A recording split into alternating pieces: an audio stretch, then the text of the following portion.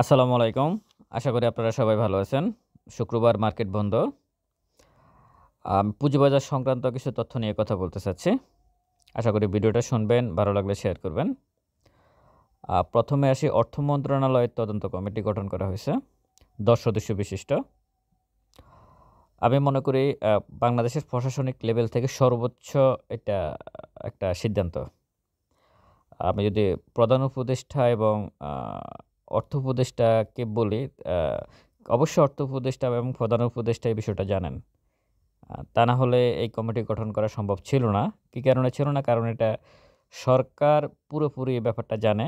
সরকার এটাকে প্রজ্ঞাপন আকারে জারি করছে। মানে যেকোনো কিছু সরকার যখন জারি করে তখন সেটা মানে সরকার সরাসরি সরকারের পক্ষ থেকে, গভর্নমেন্টের পক্ষ থেকে সেটা প্রজ্ঞাপন আকারে। এটা অবশ্যই সিরিয়াস একটা বিষয়। আ এবং এটাতে স্বাক্ষর করেছে ফরিদা ইয়াসমিন, উপসচিব।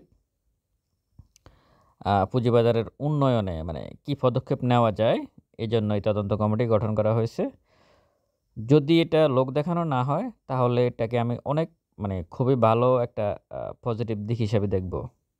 যে লোক দেখানোর কথা কেন বলতেছি?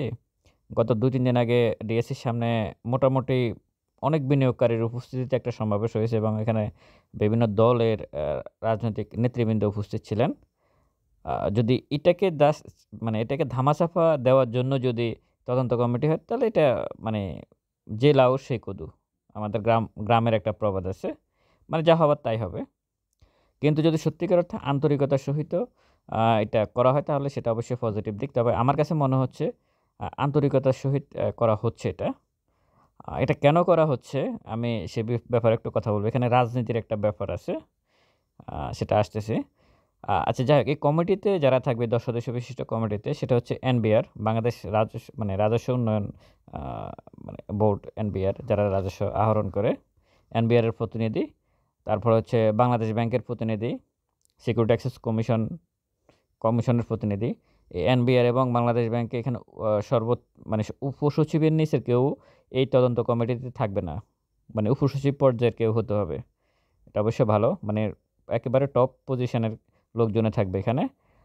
এরপরে হচ্ছে আ বীমা উন্নয়ন কর্তৃপক্ষ, micro credit authority, financial reporting council, Bangladesh Dhaka stock exchange এবং চিটাগং স্টক এক্সচেঞ্জ। আমি যদি আবারও বলি কমিটিতে থাকতেছে এনবিআর এর প্রতিনিধি, বাংলাদেশ ব্যাংকের প্রতিনিধি, বাংলাদেশ সিকিউরিটি এক্সচেঞ্জ কমিশনের প্রতিনিধি, বীমা উন্নয়ন কর্তৃপক্ষ, micro credit authority, financial reporting council, Dhaka stock exchange এবং চট্টগ্রাম স্টক এক্সচেঞ্জ। আমি এটাকে খুবই গুরুত্বপূর্ণভাবে আমি দেখতে চাচ্ছি। আ অন্তত সরকারের পক্ষ থেকে যদি আন্তরিকতার একটা ব্যাপার থাকে তাহলে অবশ্যই ভালো কিছু হবে। আ এটার সাথে এই যে তদন্ত কমিটি হলো, মিটিং হলো, সমাবেশ হলো, এই সবকিছুর ভিতরে একটা রাজনীতি আছে। আ সেটা হচ্ছে নতুন স মূলত এখন যে গভর্নমেন্ট চলতেছে এটা ছাত্র জনতার আন্দোলনের আ ফলেই একটা গভর্নমেন্ট চলতেছে এখন। যেহেতু ছাত্ররা একটা রাজনৈতিক দল গঠন করবে হয়তো এই ফেব্রুয়ারি মাসে তারা দল গঠন করবে। আ এরা পুঁজিবাজারে প্রায় ১৫,০০,০০০ বা ২০,০০,০০০ বিনিয়োগকারী আছে। আ এ যদি তারা সত্যিকার অর্থে দল গঠন করে এবং তাদেরকে ভোটে যেতে হয়, তাহলে এই মার্কেটের একটা ইমপ্যাক্ট, এই বিনিয়োগকারীদের একটা ইমপ্যাক্ট ভোটের মাঠে পড়বে। হয়তো সেদিক থেকে সরকার এখন আ এই কমিটিটা গঠন করেছে। আমার কাছে এটা মনে হচ্ছে। ভালো, মানে যাই হোক আ উদ্দেশ্যটা যদি ভালো হয় তাহলেই ভালো। এরপরের যে বিষয়টা সেটা হচ্ছে আ এই তদন্ত কমিটির বিষয় বললাম। এর বাইরে হচ্ছে আ বেক্সিমকো গ্রুপের নতুন রিসিভার নিয়োগ করছে বাংলাদেশ ব্যাংক। বেক্সিমকো গ্রুপ বলতে বেক্সিমকো ফার্মা লিমিটেড এবং শাইন ফোকস সিরামিক্স। এর বাহিরে হচ্ছে আজকে ব্লকে ১৭ কোটি টাকার লেনদেন হলো। দর বৃদ্ধির শীর্ষে হচ্ছে ইএচএল, ইস্টার্ন হাউজিং। এরামিড সিমেন্টের সভা স্থগিত জেড ক্যাটাগরি। সেনা ইন্স্যুরেন্সের লভ্যাংশ ঘোষণা দেখে নেবেন যারা এই সেনা ইন্স্যুরেন্সে আছেন। তাকাপ্পুল ইসলামী ইন্স্যুরেন্সের ১০ লাখ টাকা জরিমানা দেখে নেবেন কী কারণে হয়েছে। নিউজে দেখলাম। এই হচ্ছে মোটামুটি অবস্থা। এর বাহিরে আমি আলাদা করে ২ টা আরো একটা বিষয় বলতে চাচ্ছি। সেটা হচ্ছে ট্রেজারি বিল বন্ডের সুদ হার কমে গেছে এবং সঞ্চয়পত্রের সুদ হার, ব্যাংকের সুদ হারও কিছুটা কমে গেছে। যেহেতু এটা যদি ধারাবাহিকভাবে কমতে থাকে তাহলে তার একটা ইমপ্যাক্ট পুঁজিবাজারে পড়বে আশা করি। পড়তে পারে। তবে আমার কাছে এর থেকে বড় গুরুত্বপূর্ণ মনে হচ্ছে যে ২০০ বা ২৫০ জনের ব্যাংক অ্যাকাউন্ট ফ্রিজ করে রাখা হয়েছে এবং তাদের বিও অ্যাকাউন্ট ফ্রিজ করে রাখা হয়েছে। ব্যাংক অ্যাকাউন্ট করতে পারে কিন্তু বিও অ্যাকাউন্টটা যদি যারা অপরাধী তাদের শাস্তির আওতায় নিয়ে এসে বাকি অ্যাকাউন্টগুলো আ ছেড়ে দেওয়াই ভালো। গড়ে সবার অ্যাকাউন্ট বন্ধ করার কোনো যৌক্তিকতা আছে বলে মনে করি না। তো ট্রেজারি বিল বন্ডের সুদ হার এটা যদি কমতে থাকে এবং ব্যাংকগুলার ডেইলি যে আ লেনদেন করে ব্যাংক টু ব্যাংক, যদি এটা সুদ হারও কমে যায় তাহলে হয়তো মার্কেটে এটার একটা ইমপ্যাক্ট পড়বে। এর বাহিরে আমি আলাদা ২ টা বিষয় বলতে চাচ্ছি। সেটা হচ্ছে স্বর্ণের ভরি এই মুহূর্তে ১,৪৭,০০০। এটা অর্থনীতির সাথে জড়িত অবশ্যই। আসলে শেয়ার মার্কেটে বিনিয়োগ যারা করে অনেকে আছে কিন্তু স্বর্ণের ব্যবসাও করে, জমির ব্যবসাও করে। কিন্তু সমস্যা হচ্ছে স্বর্ণের কিনে রেখে বছরের পর বছর রেখে দেয়। তারপর প্রফিট করে। দেখা গেছে আজ থেকে ২ বছর আগে যদি কেউ স্বর্ণ কিনে রাখতো, তাহলে কিন্তু আজকে আ সে কোথায় থাকতো? আপনি যদি ৳২০,০০,০০০ স্বর্ণ কিনে রাখতেন তাহলে কি অবস্থা হতো? অথবা ৳২০,০০,০০০ র ভালো একটা জায়গায় জমি কিনে রাখতেন, তাহলে কি অবস্থা হতো? অবশ্যই সেই জমির দাম ১০ গুণ হতো, ৫ গুণ হতো। আর স্বর্ণের দামও অনেক, অনেক গুণ বেড়ে গেছে গত ৫ বছরে। ঠিক এরকম কিছু স্টকও আছে পুঁজিবাজারে, ম্যারিকো, স্কয়ার ফার্মা এই টাইপের কিছু স্টক আছে। যাদের ডিভিডেন্ড পলিসি এত বেশি যে আপনার হুম, দেখে শুনে আপনি যদি বিনিয়োগ করতে পারেন, ঠিক ওই জমির দাম এবং স্বর্ণের দামের কাছাকাছি চলে যায় কিন্তু। কিন্তু আমরা সেদিকে যাই না। আমরা খুব দ্রুত এখান থেকে প্রফিট করতে চাই। আর খুব দ্রুত আমরা আমাদের মূল টাকাটা হারিয়ে ফেলি। এটা হচ্ছে আমাদের সমস্যা। এই হচ্ছে স্বর্ণের দামের অবস্থা আজকে ১,৪৭,০০০ গেল আজকে। এর বাইরে আলাদা আমি ২ টা বিষয়ে কথা বলতে চাচ্ছি। যেহেতু এটা আমি মনে করি অনেকেই ভিডিও শোনেন আমার।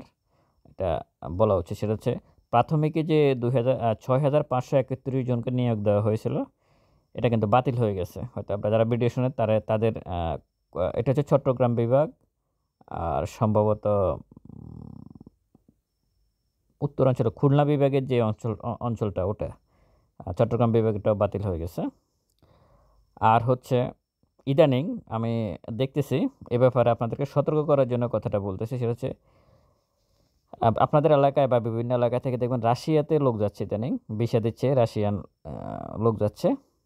গত ২ দিন আগেও ২-৩ টা নিউজ হয়ে গেছে। অলরেডি একজন মারা গেছে। সম্ভবত নওগাঁর এক ভাই মারা গেছেন রাশিয়াতে। উনাকে চাকরির কথা বলে নিয়ে ওখানে আসলে উনাকে ইউক্রেন রাশিয়া যুদ্ধটা পাঠিয়ে দেওয়া হয়েছে এবং একজন মারা গেছে, ২ জন আহত অবস্থায় এখন হাসপাতালে আছে। তো রাশিয়াতে যে প্রধান মানব পাচারকারী সে পালিয়ে যাওয়া ধরছে বিমানবন্দর থেকে তাকে গ্রেপ্তার করা হয়েছে। আপনারা রাশিয়াতে যাওয়ার ক্ষেত্রে সতর্কতা অবলম্বন করবেন। চাকরির আসলে এখন যেহেতু দেশের পরিস্থিতি খারাপ, আমাদের দেশের অবস্থা খারাপ বা আমরা ৩য় বিশ্বের একটা গরিব দেশ। এখান থেকে অনেকেই অনেক সময় চলে যাওয়ার চেষ্টা করে ভালো থাকার জন্য, ফ্যামিলিকে ভালো রাখার জন্য। কিন্তু সবকিছুর আগে আপনার জীবন। জীবন যদি না চলে, আপনি যদি নিজেকে ঝুঁকিতে ফেলেন তাহলে ফ্যামিলিকে কি দেখবেন? সুতরাং এক্ষেত্রে আপনারা সাবধানতা অবলম্বন করবেন। কিছুদিন আগে ইটালিতেও এরকম ভূমধ্যসাগরে পাড়ি দিতে গিয়ে লিবিয়া থেকে ইটালি অনেকেই মারা গেছে। কতজন যেন মারা গেছে ২০ বা ২২ জন এরকম মারা গেছে। মাদারীপুরের সম্ভবত সবচেয়ে বেশি ছিল। তো এসব ক্ষেত্রে আপনারা একটু সাবধানতা অবলম্বন করবেন। পুঁজিবাজার সংক্রান্ত এই তথ্যগুলা আর এর বাহিরে আমি আসলে আপনাদেরকে একটা কথা বলতে চাচ্ছি সেটা হচ্ছে স্টক সাজেশন এবং পোর্টফোলিও ম্যানেজ করার জন্য যারা এন্ট্রি নিতে চাচ্ছেন আপনারা নিতে পারেন। এখানে একটা বিষয় আমি বলে রাখতে পারি, এন্ট্রি ফ্রি যেটা সেটা যদি আমি পোর্টফোলিও ম্যানেজ করে দিই, আপনি যদি প্রফিট করতে পারেন তার উপরে একটা আপনারা এন্ট্রি ফি দিতে পারেন। মানে পোর্টফোলিও ম্যানেজ করে প্রফিট করার পরে। এটা আসলে অগ্রিম না। বিষয়টা আমি হয়তো অনেক সময় ক্লিয়ার করে বলি না, কখনো ক্লিয়ার করে বলি না আমি। বিষয়টা হচ্ছে এমন, আপনার যদি ৳১০,০০,০০০ থাকে, পোর্টফোলিও ম্যানেজ করে দেওয়ার পরে আপনি যা প্রফিট পাবেন তার একটা অংশ আমাদের সাথে শেয়ার করবেন। ভালো থাকবেন সবাই। ভিডিওটা ভালো লাগলে শেয়ার করবেন। আসসালামু আলাইকুম।